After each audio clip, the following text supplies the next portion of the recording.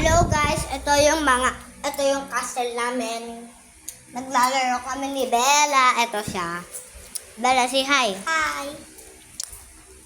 Ito yung mga bata. Ito yung mga castle natin. Saglit lang ha. Kasi naman kakuha kami. Para masubukan namin. So, lalaro kami. Okay? Mag-full video kayo baka. Or pwede naman. Sige. So, sabihin ko sa'yo. Ito si Lego naman namin. Siya yung pinakauna. Ito yung horsey namin. Siya nag-ride sa horse. Pero saglit lang, ito si Olaf. Nawala yung mata. Na-explode! Na-explode si Olaf. Nandyan na siya. Oh, kita nyo? Kita nyo ba?